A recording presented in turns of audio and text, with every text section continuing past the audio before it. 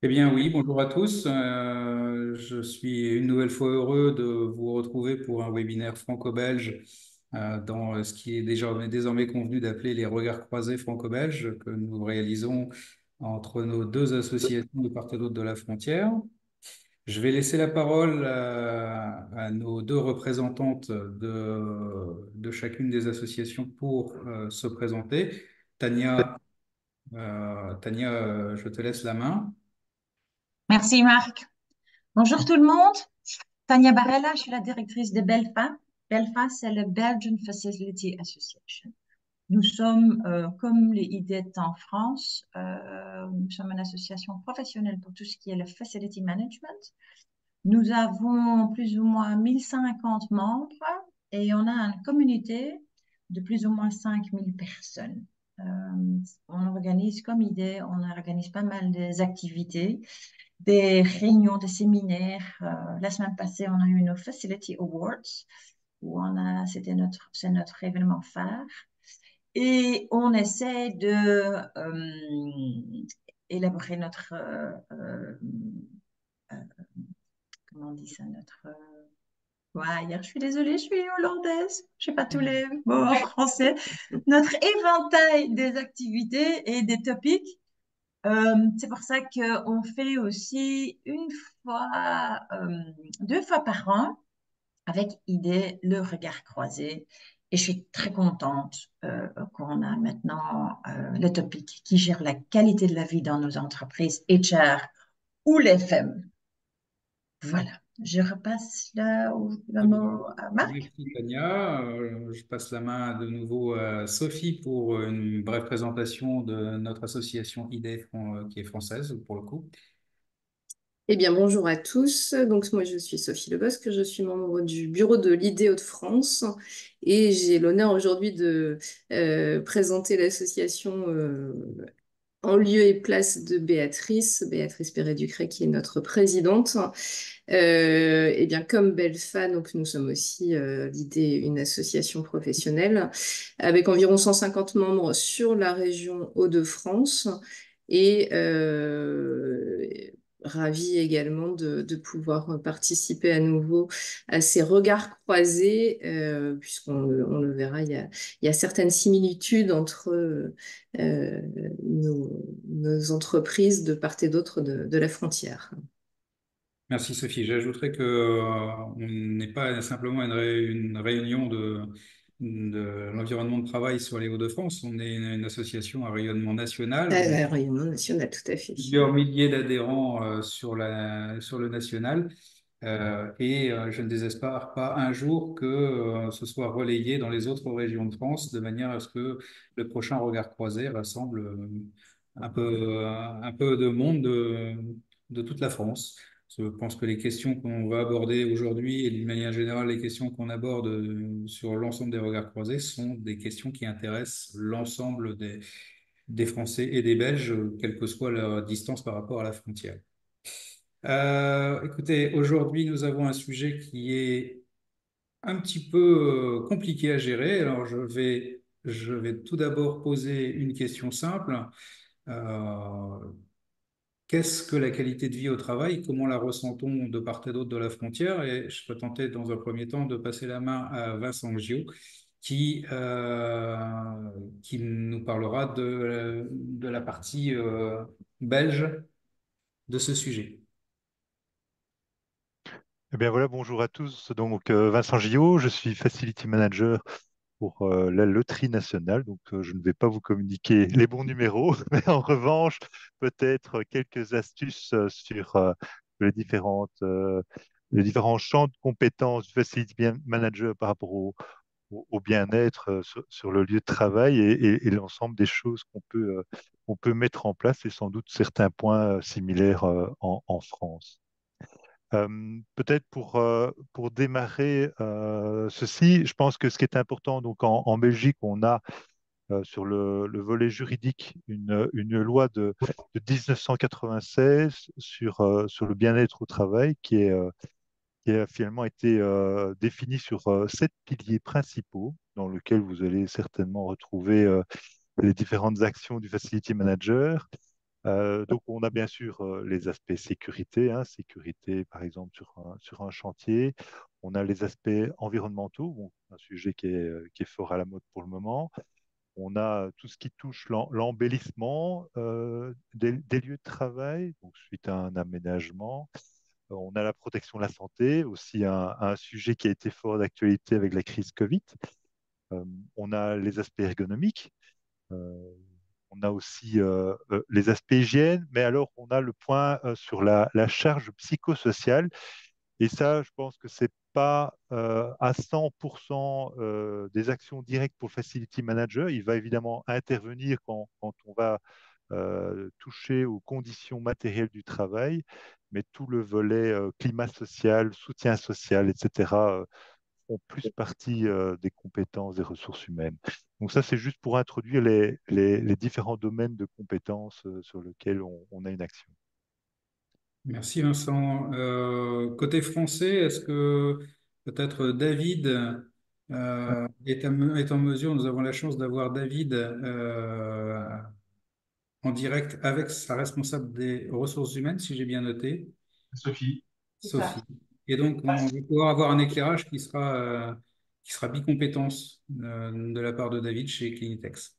Alors, j'ai l'impression qu'en France, c'est un petit peu plus light qu'en Belgique, parce que l'obligation légale que pose le Code du travail, c'est l'engagement régulier de négociations obligatoires. Alors, si les accords ont été écrits, c'est voilà, les négociations ont lieu tous les 4 ans, et en l'absence d'accord précis, ça doit avoir lieu tous les ans. Alors, sur les thématiques, voilà, sur les salaires, sur le temps de travail, sur le partage de la valeur ajoutée, sur l'égalité professionnelle entre les hommes et les femmes, donc pour supprimer, je dirais, les écarts. Voilà, c'est ça les thématiques, Anne-Sophie. Ouais. Donc je pense que c'est un peu plus, ça me semble un petit peu plus light qu'en Belgique. On parle pas de risques psychosociaux encore. On met des choses en place, mais Donc c'est assez, je dirais que c'est un petit peu, c'est pas très précis. Les entreprises sont libres, par contre, d'y mettre ce qu'elles veulent, évidemment. Donc, c'est ce qu'on va apporter voilà, je après. pense que les entreprises vont beaucoup plus loin que ça dans les actions, surtout dans les actions qui sont mises en place dans leur entreprise. Mais Alors, l'obligation, elle est celle-ci. très bien. Alors, je vais passer la main à Pascal Fournier chez Arc International, grande entreprise internationale et industrielle.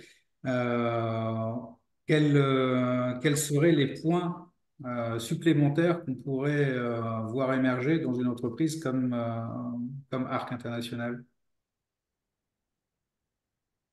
Ah, on n'a pas l'audio, Pascal.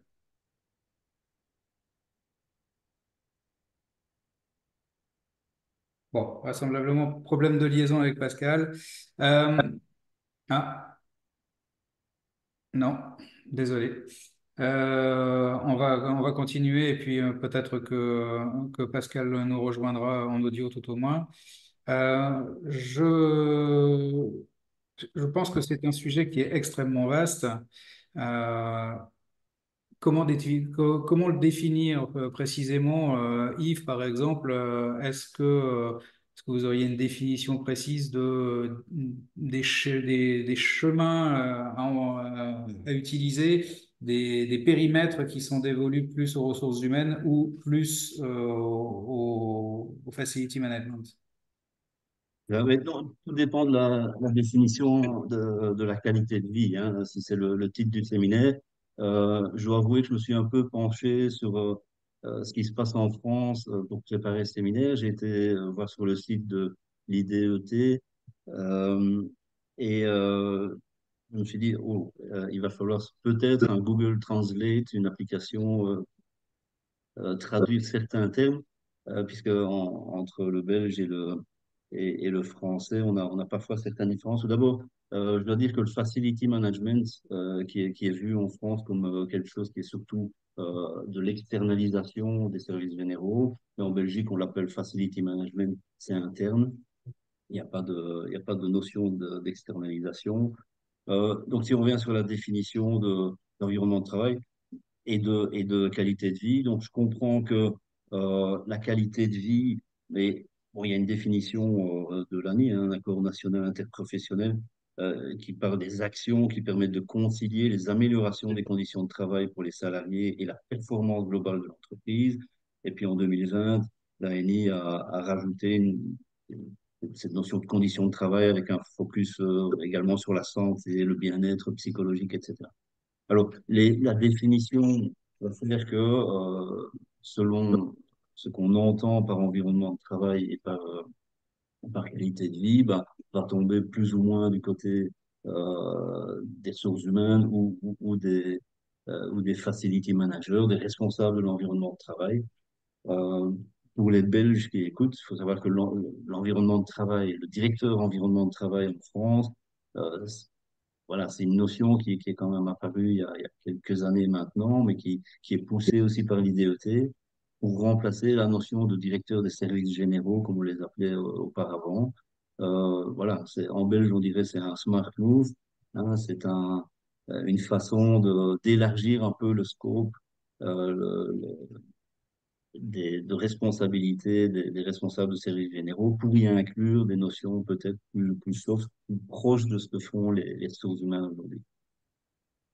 Alors, si je résume un petit peu les échanges des uns et des autres, je comprends qu'en Belgique, ça semble un peu plus réglementé qu'en France.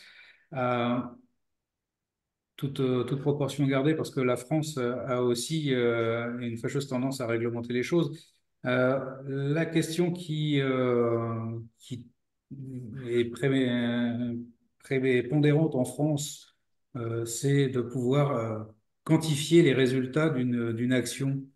Et je voudrais connaître les possibilités de créer des indicateurs qui permettraient de mesurer la qualité de vie au travail. Est-ce que David, par exemple, chez Clinitex, on a créé des indicateurs de qualité de vie au travail? Alors, c'est Sophie qui va vous répondre. Oui, donc nous, entreprise de nettoyage, à Clinitex, 4000 collaborateurs, on fait appel à un prestataire qui nous accompagne sur des enquêtes bien-être de nos collaborateurs.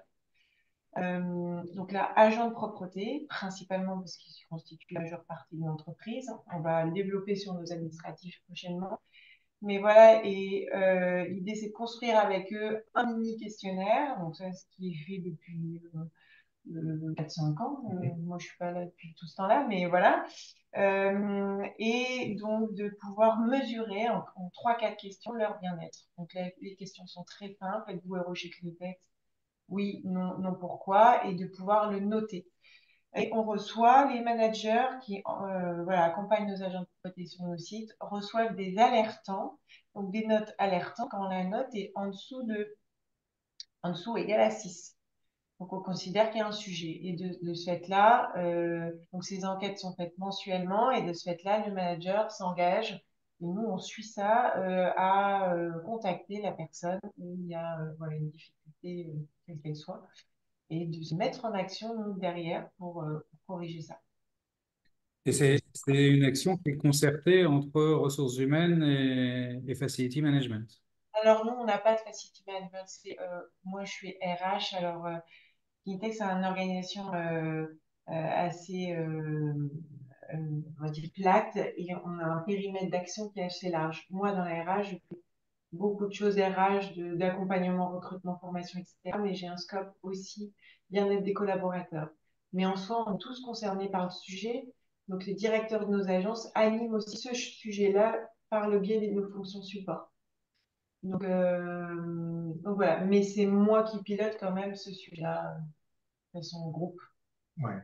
Ouais, effectivement, de par notre activité, voilà, voilà, il y a beaucoup de salariés, mais on a aussi beaucoup d'agences. Ici, le siège est important, mais tous les salariés ne travaillent pas ici. Et donc, de ce fait, c'est très décentralisé. Donc, il n'y a pas véritablement de responsable facilities manager. Anne-Sophie coordonne quand même. Et donc, en fait, au siège, je dirais que c'est une équipe pluridisciplinaire qui va porter et animer dans nos agences tous les sujets de la QVT. Et donc, dans cette équipe, il y a du RH, il y a du juridique, il y a de la paye, il y a de l'exploitation, il y a du commerce, il y a de la sécurité. Enfin, vous voyez, c'est partagé, la tâche est partagée entre différents acteurs. Et donc, c'est nous qui allons animer dans les agences cette question de la QVT. Et moi, je reviens juste sur cet indicateur qui est extrêmement important pour nous donc l'enquête qualité, l'enquête bien-être de nos salariés. Bon, faut savoir que c'est un indicateur qui est aussi important et qui est mis au même niveau que l'indicateur financier d'entreprise, l'indicateur qualité de service auprès de nos clients et un autre indicateur où on va mesurer, je dirais, l'impact de chacun dans une action solidaire. Voilà. On a ces quatre indicateurs qui sont sur le même niveau et qu'on regarde avec beaucoup d'attention. Alors, on reviendra sur cette notion d'indicateur, notamment j'ai sur le chat des questions sur ce sujet. Mais comme nous avons la chance d'avoir des représentants d'environnements qui sont très différents aujourd'hui, entre le secteur hospitalier, le nettoyage, l'industrie, je voudrais éventuellement que vous puissiez nous préciser des approches spécifiques selon les secteurs et puis des expériences éventuellement personnelles sur le sujet. Peut-être que Yves pourrait commencer. Oui, c'est un bon point.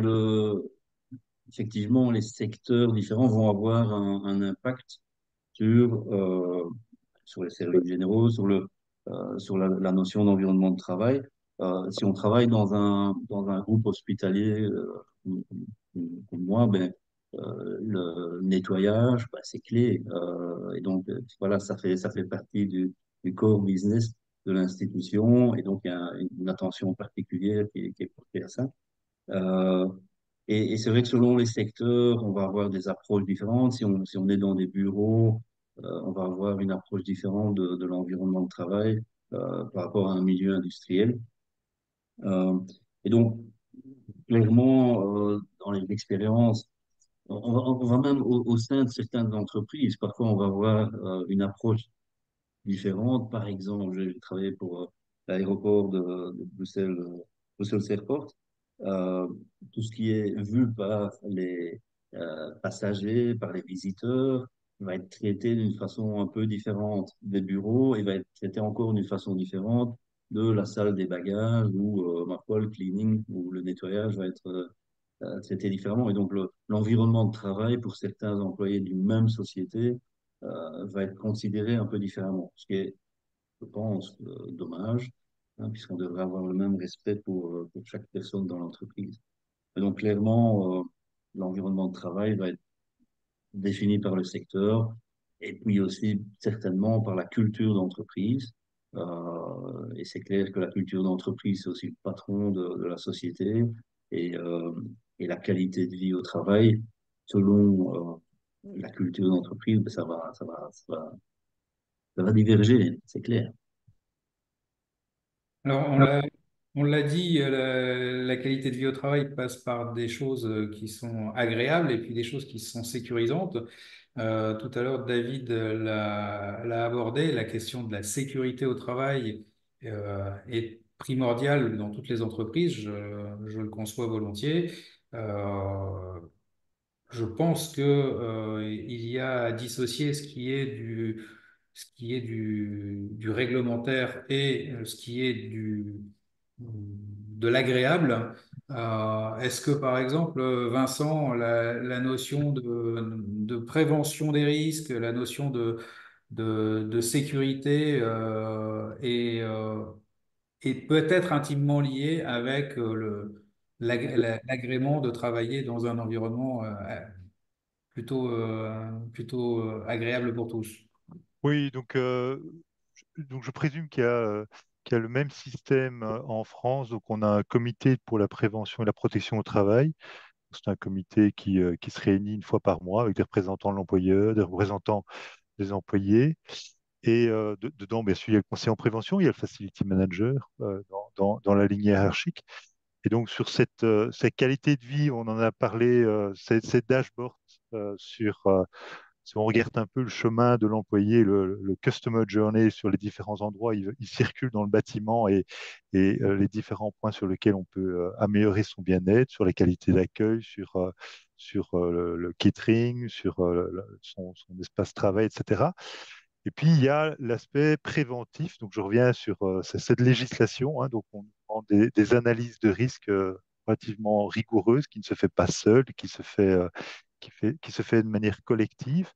Et donc, tous ces points sont abordés lors de ce comité de prévention. Donc, je rappelle qu'il se réunit une fois par mois. On énumère les différents risques, on prend des actions, on prend des mesures et on essaye d'atténuer au fur et à mesure ces prises de risques.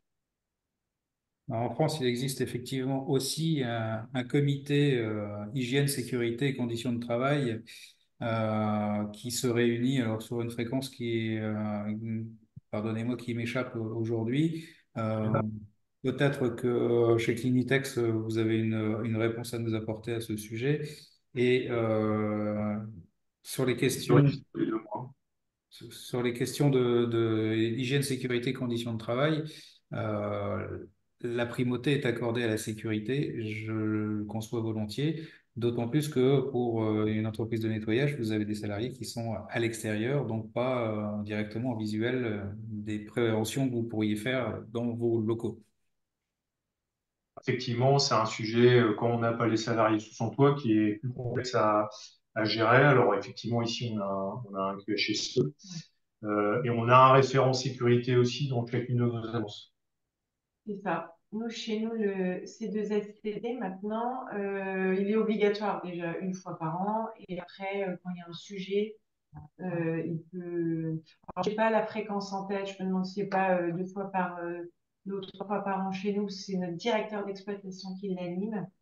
Voilà, mais à côté, moi, j'anime avec notre directeur d'exploitation un comité de pilotage justement sur la santé et la sécurité. Et l'année dernière, parce qu'on a des métiers forcément qui nécessitent une activité physique importante. De ce fait, on a des référents santé et sécurité, on les a nommés dans chacune des agences et on suit des indicateurs aussi liés aux accidentologies, etc. On met derrière des actions de formation pour nos agents de propreté principalement. Je ne sais pas si je réponds à la question, mais voilà. Merci. Je profite de faire un aparté pour tous nos auditeurs. Vous avez l'opportunité par le biais du chat de nous poser des questions et sur ces différentes questions. Pascal, est-ce que Elle est vous... avec nous, je pense. Oui. J'ai l'impression que j'ai récupéré mon micro. Eh bien, Excusez-moi. Vous c'est m'entendez? formidable. On Hein. a l'audio et le vidéo. Je Euh, suis vraiment désolé. Bon, voilà. Pascal, est-ce qu'on peut aborder chez Arc International cette notion de la sécurité, du réglementaire et de l'agrément dans les conditions de travail? On peut. Qui gère quoi et dans quelle priorité dans un environnement industriel comme Arc International? Effectivement, dans un site comme le nôtre, effectivement, la question de la sécurité n'est pas du ressort de l'environnement du travail, même si on est fort lié avec les questions de C2SCT, c'est les ex-CHSCT chez nous.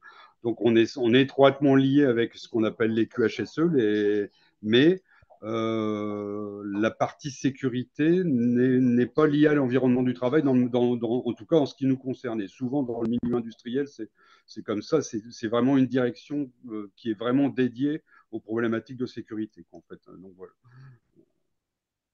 D'accord. Désolé, hein, je me raccorde à la visio, ça fait une demi-heure que je me bats, mais donc j'ai certainement dû louper une bonne partie des débats. Je ne sais pas, Marc, si ça répond à ta question.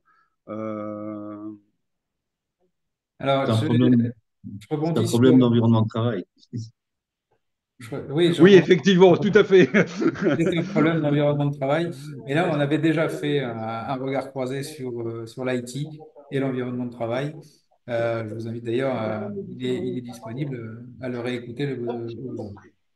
Euh, des actions de qualité de vie au travail prioritaires à animer ou à mettre en place, ça nous ramène aux indicateurs, parce que j'imagine qu'une fois les indicateurs suivis, on arrive à pouvoir mettre des actions correctives. Qui mène ces actions de qualité de vie au travail? Lesquelles sont à prioriser? On va confier cette question compliquée dans un premier temps à Yves. C'est très gentil.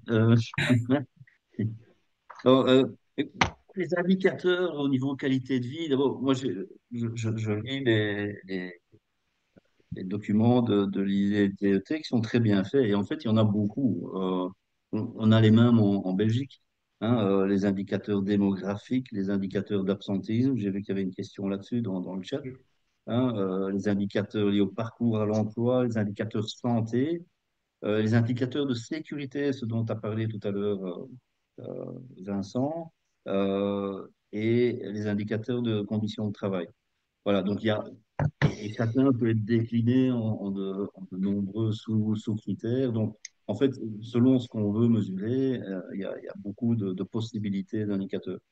Euh, si je peux compléter ce qui a été dit tout à l'heure par Vincent, j'ai l'impression que, enfin, de ce que j'ai entendu, que c'est un peu moins lourd en France, mais en Belgique, on a des réunions de CPPT, comme on l'appelle, tous les mois, effectivement, comme l'a dit Vincent. Et en fait, on en a même un par site. Donc, moi, je suis directeur dans un groupe d'hôpitaux. Et les trois sites principaux ont chacun leur réunion en CPPT où j'assiste régulièrement à ces réunions. Donc, en fait, j'en ai trois fois par mois des réunions avec les représentants des travailleurs sur bah oui, l'environnement de travail, les risques, la qualité, etc. Et on distingue au niveau des CPPT, on distingue chez nous les, les discussions sur le technique, hein, vraiment l'immobilier, l'entretien des équipements, etc. Et puis sur tout ce qui est non technique. On a scindé les réunions en deux et on fait venir les techniciens sur la première partie.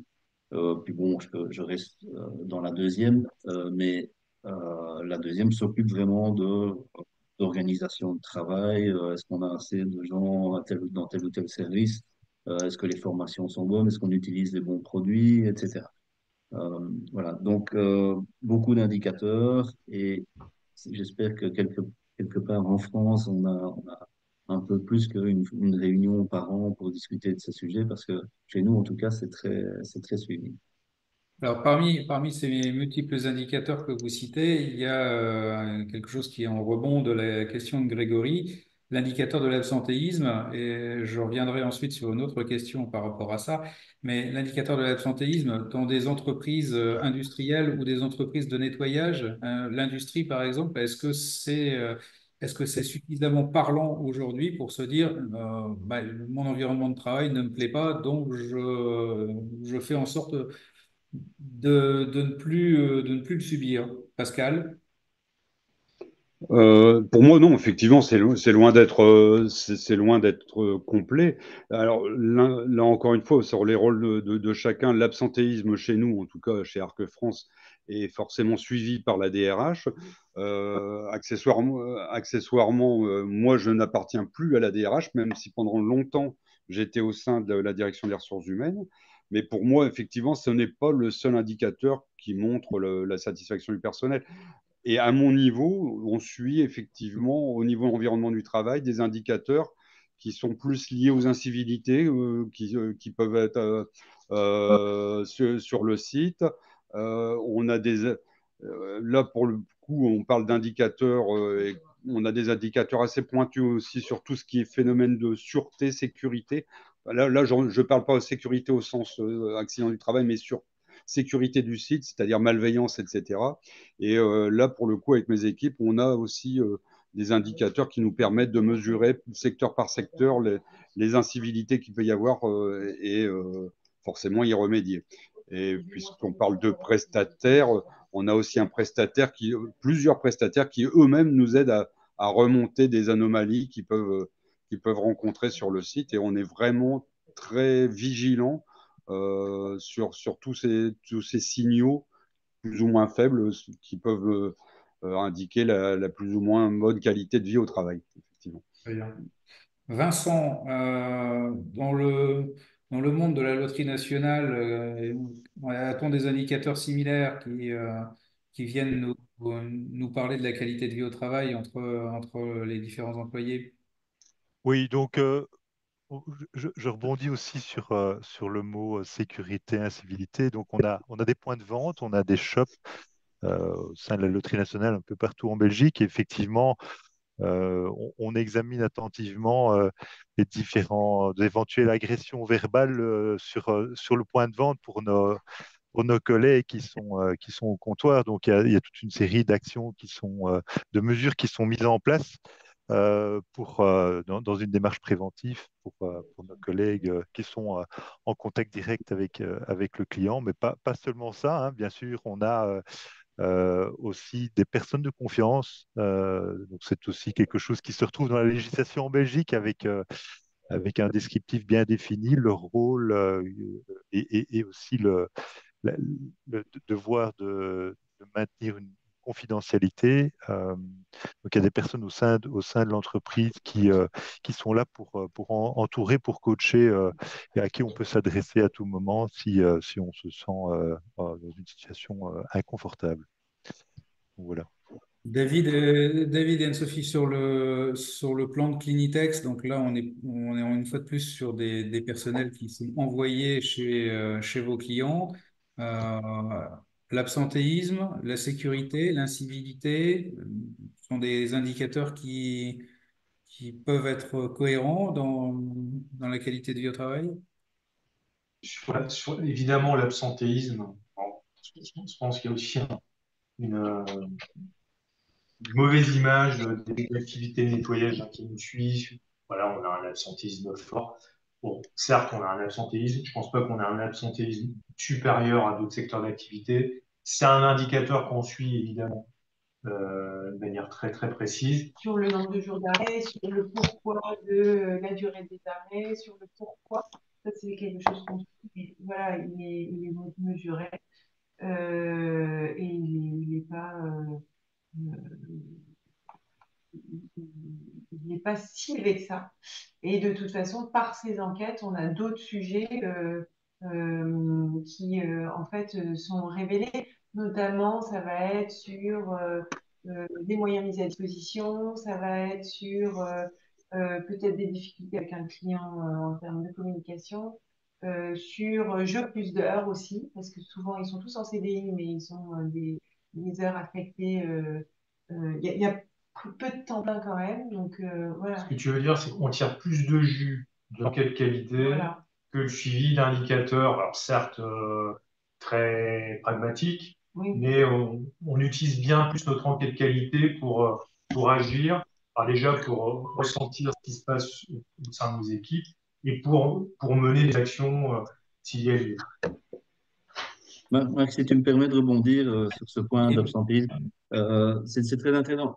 En fait, c'est pour rebondir aussi sur ce qui se passe chez Clinitex, donc les indicateurs, à chaque fois, il faut interpréter. Donc on peut facilement mesurer l'absentéisme, mais la question c'est d'où est-ce que ça vient, hein. Et on a en Belgique, on a eu une expérience assez intéressante relativement récemment, dans le sens que la législation a changé il y a plus d'un an maintenant, et elle permet désormais aux employés de prendre un jour de congé maladie. Alors auparavant, ils devaient avoir ramené un certificat du médecin pour justifier ce jour de congé maladie. Et puis la loi a changé, a dit, mais il y a trop de pression sur les médecins généralistes qui donnent des petits papiers de complaisance, etc. Ça, on fait perdre du temps à tout le monde. Et donc, chers employés, vous pouvez maintenant prendre un jour de congé maladie sans devoir le justifier par un, un certificat du médecin. Alors, le résultat ne s'est pas fait attendre. On a une explosion en Belgique de jours de congés de maladie, donc des congés très courts, hein, d'un jour, souvent le lundi, après les fêtes, quand il fait beau. Et donc, c'est vraiment une source législative qui clairement a amené une explosion de cet indicateur. Donc, il faut comprendre. Alors, derrière, évidemment, il y a d'autres raisons. L'environnement de travail, les conditions de travail vont avoir un impact sur l'absentéisme, mais parfois, ça évolue pour des choses qui sont vraiment pas toujours dans le scope des responsabilités des directeurs environnement de travail.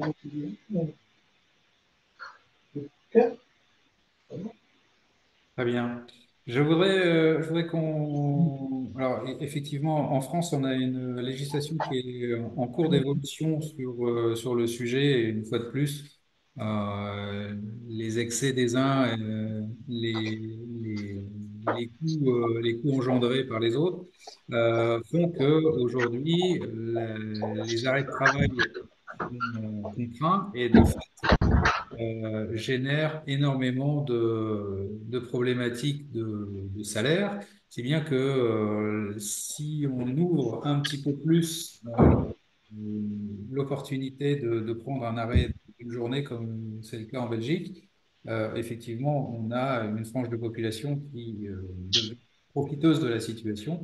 La France ne déroge pas à cette situation-là non plus, et si on restreint cette situation, au contraire, on a des arrêts de travail qui sont beaucoup plus longs. Je voulais aborder un pan de la question de la qualité de vie au travail sous l'angle des générations. Vous avez tous dans vos entreprises des collaborateurs qui font partie d'une génération Z, Y, X, et les appétences des uns et des autres à travailler dans un environnement agréable ont une définition totalement différente. Comment est-ce qu'on arrive à gérer les différentes générations au sein de la QVT en entreprise? Vincent, pour commencer.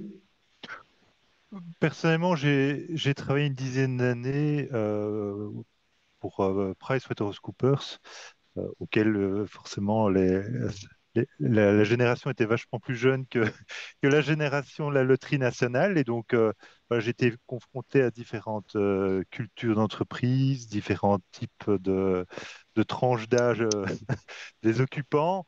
Et donc forcément, euh, c'est impératif de travailler en étroite collaboration avec les ressources humaines pour bien comprendre la philosophie, la culture qu'on veut apporter. Sans quoi, ça ne sert à rien d'apporter des solutions. Donc ça, c'est quelque chose qui me semble important. C'est avant de venir avec des solutions technologiques ou des solutions physiques, la culture est primordiale, quoi. Je ne sais pas si Pascal a une approche différente chez Arc de gestion Mhm. des générations. Alors, dans mon quotidien, directement, on n'est pas spécialement impliqué là-dessus, mais par contre, je peux vous faire part de l'expérience on a tenté plusieurs choses ici à Arc France, et notamment, on a mis en place un codir jeune, donc en fait, qui offre l'opportunité justement aux générations trentenaires, voire peut-être 35 en tout cas, de créer leur propre comité de direction et qui peut échanger, je dirais presque d'égal à égal avec le codir de l'entreprise. Donc ils amènent des idées nouvelles, ils sont porteurs des attentes de leur génération. Pour autant, en termes de qualité de vie au travail, je veux dire, quand au quotidien on discute avec des plus jeunes, je dirais c'est surtout effectivement eux, ils attendent d'avoir d'une visibilité tout simplement, hein, tout comme nous, une visibilité professionnelle, qu'on leur apporte effectivement une attention particulière, et on voit bien que c'est pas forcément les mêmes approches en termes de temps de travail, d'implication dans le travail. Enfin, implication, c'est pas le bon terme. Ils sont tout aussi impliqués, mais ils ont plus la même vision, je dirais, au niveau de leur quotidien. Pour eux, faire des heures à plus d'heures, c'est pas leur souci en fait, hein. Voilà. Euh, mais je dirais par contre, l'accueil physique, euh, il va y avoir des beaux bureaux, tout ça. Dans un milieu industriel, c'est pas le sujet, en fait, entre guillemets. C'est plus la carrière, les tâches qui leur sont confiées et le droit à la parole qu'on peut leur donner. D'accord, très bien. Yves, hospitalier? Oui, je crois que voilà, le milieu hospitalier, on a du mal à trouver des infirmières. D'ailleurs, si quelqu'un se sent l'âme de commencer des études, on recrute. Et on les recrute à tous les âges.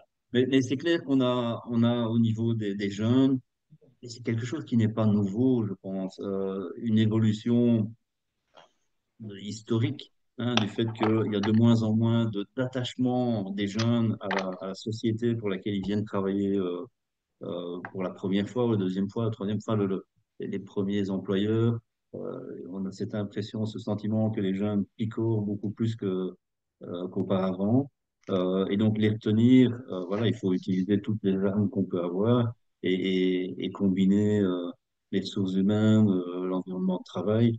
Voilà, et les salaires sont importants, les possibilités de carrière, bien leur expliquer ce qui est possible, et puis s'assurer que l'environnement dans lequel ils travaillent soit le plus motivant possible. C'est clair qu'on a des objectifs spécifiques pour les jeunes qui sont demandeurs et en même temps, je pense, parfois un peu arrogants. Ils veulent monter tout de suite. Mais comment étions-nous à leur âge? Je pense que nous étions aussi des, des gens qui voulaient rapidement avoir des responsabilités.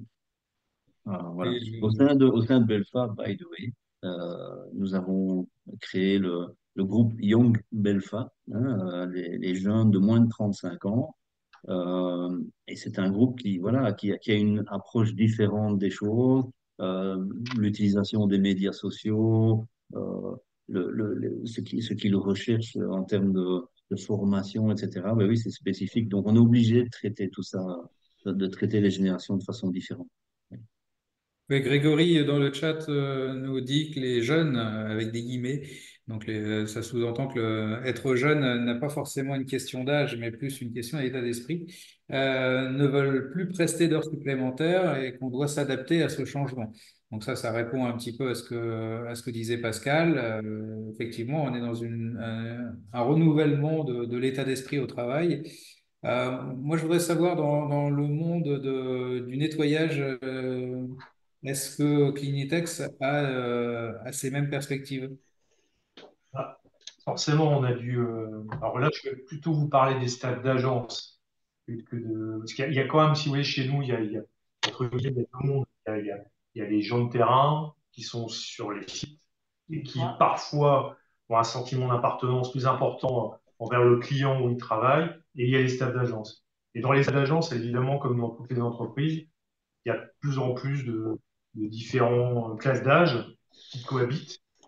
Et effectivement, on a mis en place. Alors, moi, ce que je constate, alors, c'est que les jeunes sont peut-être plus regardants sur leur équilibre.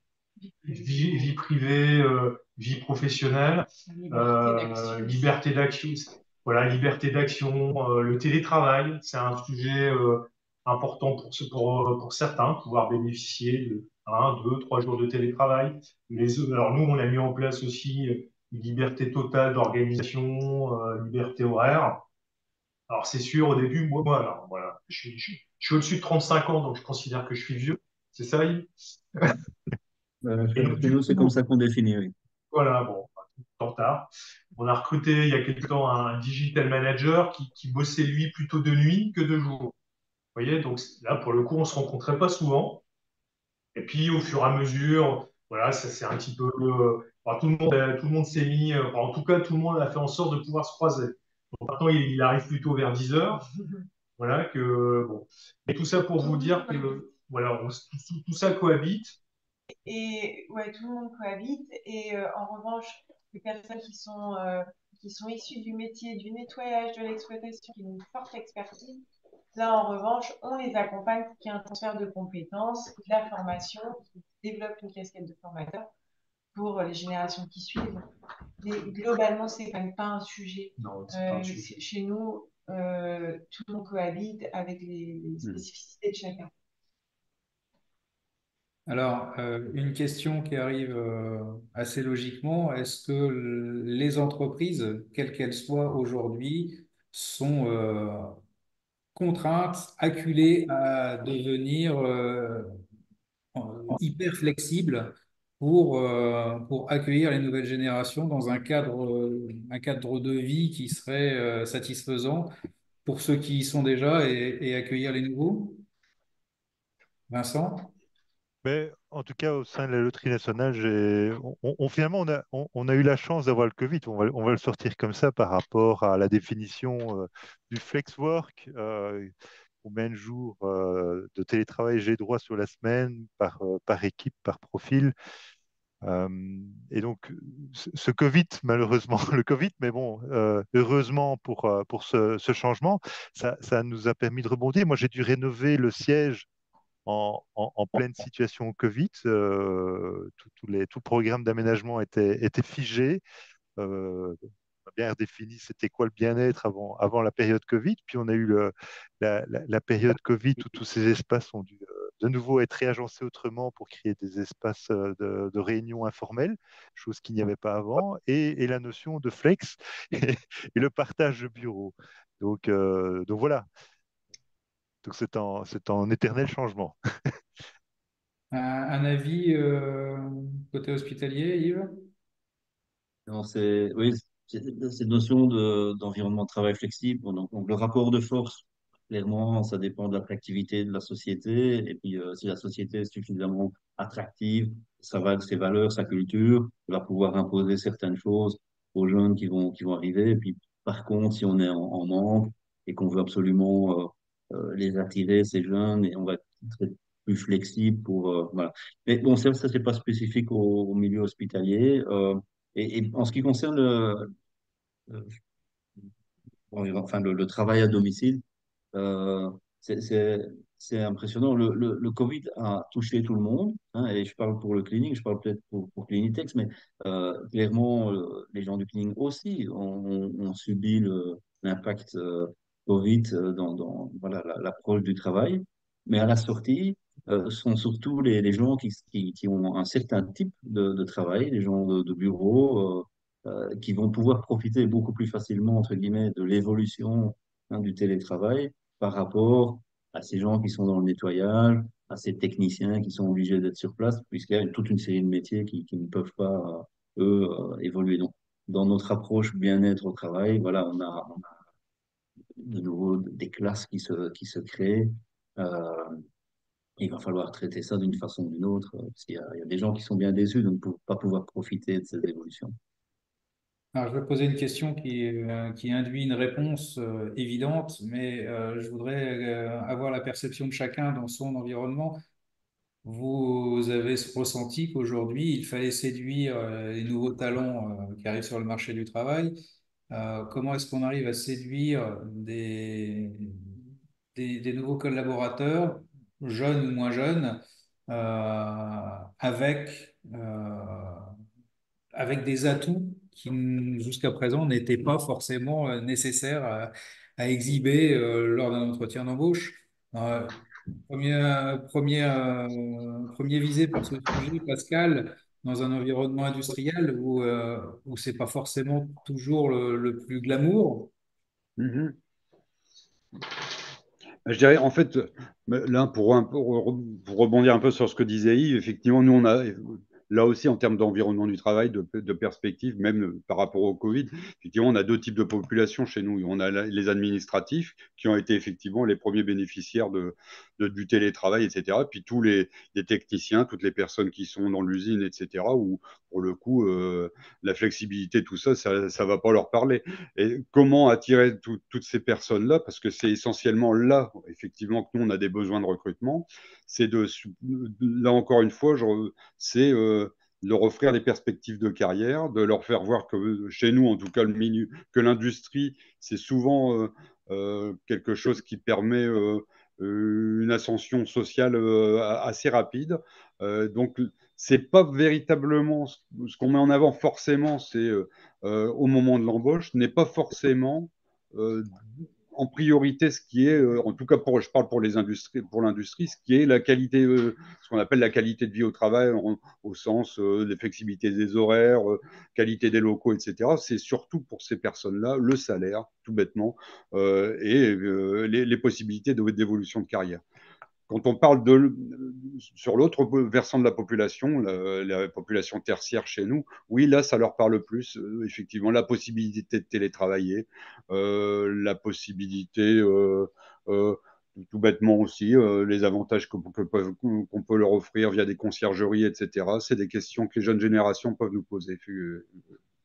Mais vraiment, on a deux typologies chez nous de personnel. Merci Pascal. J'imagine que la réponse sera similaire chez Clinitex, deux typologies, deux façons de séduire des collaborateurs. Si, on a aussi deux populations qui sont bien différentes mais qui se complètent. Et là, c'est un sujet moins de marque employeur pour les administratifs. Mm. On est surtout sur des sujets d'équilibre vie privée vie pro, sur la liberté d'action, sur l'incarnation des valeurs au quotidien, parce que c'est quelque chose qu'on met vraiment en avant et pour nous c'est le socle et on est garant de ça et c'est comme on a une réputation d'ambiance de travail forte, agréable et de performance collective. Oui, Donc, permettez-moi de vous couper, mais c'est effectivement quelque chose chez Clinitex qu'on met en avant. C'est cette souplesse, cette facilité de travailler dans un environnement non contraint.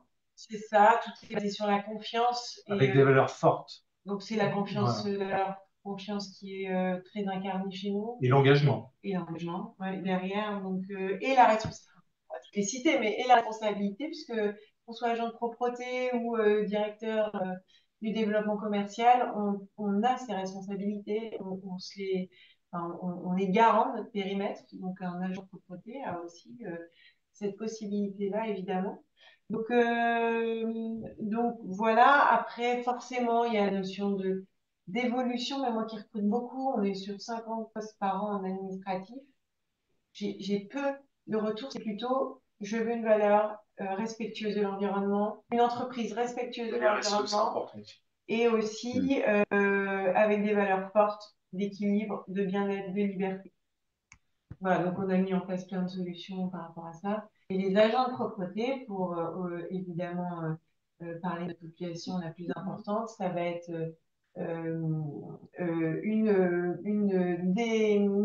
des moyens mis à disposition respectueux de l'environnement aussi, ils sont attentifs à ça.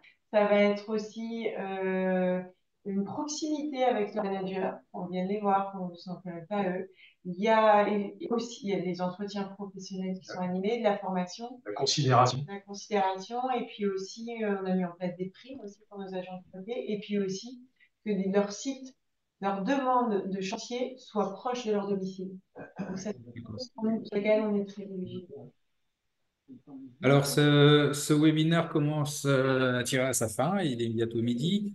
Je vais, puisque Muriel nous le propose, vous laisser l'opportunité à tous ceux qui participent d'ouvrir leur micro s'ils le souhaitent et de poser en direct à nos intervenants là où les questions, avec bien sûr beaucoup de discipline et des questions concises.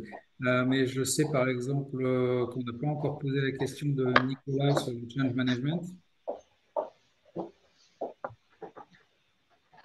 Alors,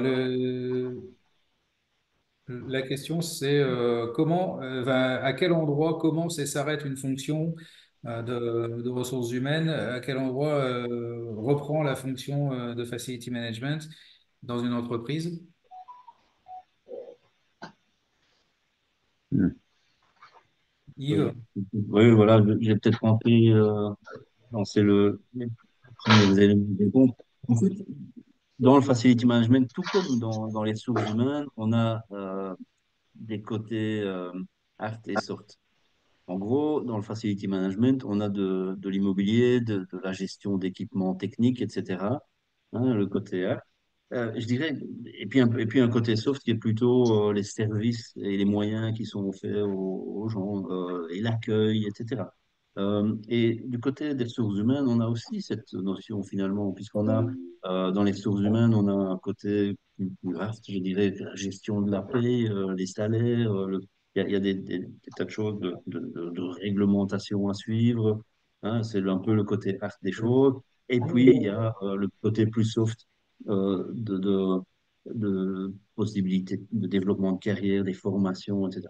Et je dirais que la frontière, quelque part, elle se trouve au niveau du soft. Hein, le hard, personne ne se doute qu'on ne va pas demander aux ressources humaines de gérer les équipements techniques. Et inversement, les facility managers, il faudrait mieux pas qu'ils touchent au fiches de salaire. Par contre, au niveau du soft, on a là cette frontière qui peut évoluer selon les entreprises. Mais bon, comme on l'a dit tout à l'heure, je crois que c'est Pascal qui l'a dit tout à l'heure, bah, il faisait partie des ressources humaines auparavant, je suppose avec des éléments de fonction qu'il a aujourd'hui. Donc, parler de où commence l'un, où commence l'autre, bah, parfois c'est complètement imbriqué.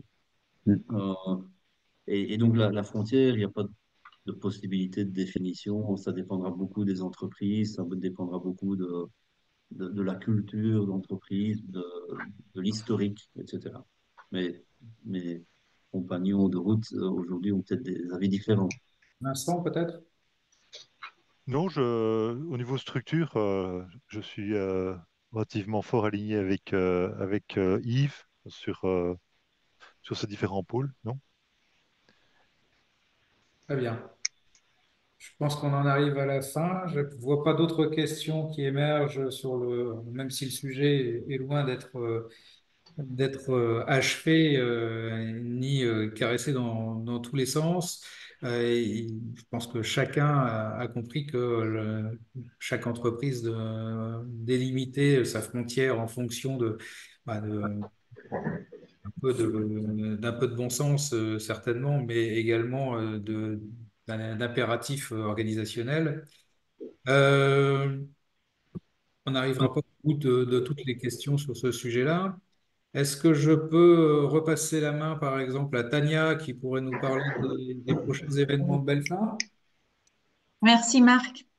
Merci tous les intervenants pour cette chouette discussion. Je voudrais quand même demander à tout le monde si vous avez des autres topics que vous dites, tiens, ça serait intéressant pour le prochain webinaire Regard croisé franco-belge, envoyez-le, les Belges à moi et les Français à Marc ou à Sophie. Comme ça, on a des topics aussi de vous, le public qui vous intéresse. De l'autre côté, bon voilà, c'est presque l'été. On a encore trois événements. Vous m'entendez? Parce que je crois qu'il y a un micro qui est ouvert quelque part. De notre côté, on a encore un webinaire sur tout ce qui est en fait acoustique, rumeur sur le lieu de travail. Quoi faire pour éviter le bruit des installations, etc. Surtout le bruit de l'environnement, des entourages. On a encore aussi un événement qui est sur l'innovation. Ça sera le 20 juin et ça, c'est avec une régate. On fait ça ensemble avec l'association Supply Chain Master. Le matin, nous avons 5 topics, 3 speakers et un panel sur tout ce qui est Innovation in FM and Supply Chain. Et après, il y a 7 bateaux qui partent pour un régate. Le fun avec le contenu. Et après, on a l'été, et après l'été, on a pas mal de choses qu'on organise sur le sustainability. Mais chez Belfa, on fait aussi beaucoup de visites d'entreprise, entre autres le temps. euh, en octobre. C'est une visite qu'on avait déjà fait. Il y a tellement de demandes de le refaire qu'on le refasse. Et sinon, tous les événements, vous les trouvez sur notre site belfa.be en calendrier. Merci Tania. Du côté français, eh bien, ce sera bientôt l'été aussi, même si on n'a pas eu de printemps. C'est Euh, ça. Et ben côté idée, on se retrouve le 18 juin pour fêter l'été, j'espère, à partir de 18 h. Et ce sera un moment festif organisé chez Oyer. Et c'est Sandrine qui nous accueillera avec Emmanuel, qui sont tous les deux membres du bureau. Donc on espère effectivement pouvoir avoir le soleil avec nous et profiter de cette belle soirée qui s'annonce. Et prochain événement à la rentrée, donc ce sera un atelier le 19 septembre sur la thématique du décret tertiaire et de l'efficacité énergétique des bâtiments, tout un programme.